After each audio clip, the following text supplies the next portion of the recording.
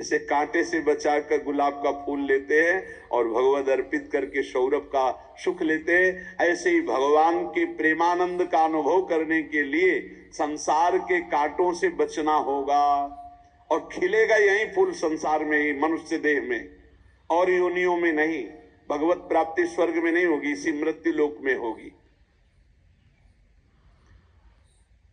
पहले मन नहीं लगता भगवत चिंतन में। भगवत चिंतन जबरदस्ती करना पड़ता है। भगवत चिंतन जे ही प्रारंभ करोगे ते ही बहुत बाढ़ आ जाएगी पाप चिंतन की।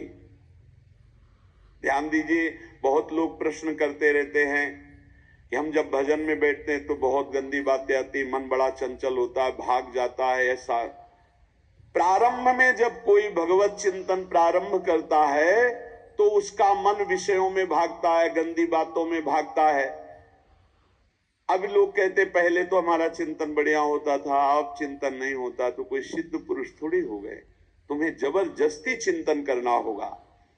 जगत के प्राणी में जहां मन जाए तो इसमें भी भगवान, पदार्थ में मन जाए तो उसमें भी भगवान, जहां जहां मन जाए वहां वहां भगवान देखो, या मन को हटाकर नाम मंत्र में लगाओ। ऐसे भगवत स्मृति जागृत की जाती, बार बार प्रयास करना होता है।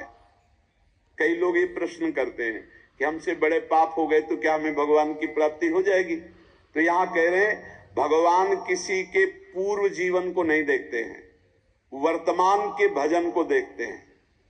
पकड़ो इस बात को।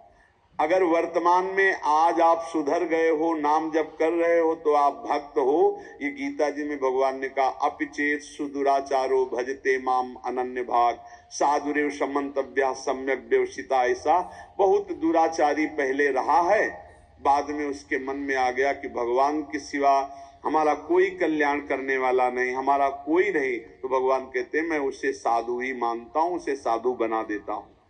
भगवान किसी के पूर्व जीवन को नहीं देखते। बहुत बढ़िया बात है।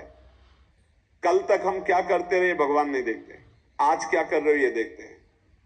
यदि आज आप भजन में लग गए हो, अच्छे आचरण कर रहे हो, तो आपको भगवत प्राप्ति हो जाएगी। भगवान ये नहीं देखते कि पूर्व में पुण्यात्मा रहा है कि पापात्मा रहा है। भगवान वर्तमान में देखते कि मेरा भजन कर रहा है, बस इसी से कल्याण कर देते हैं।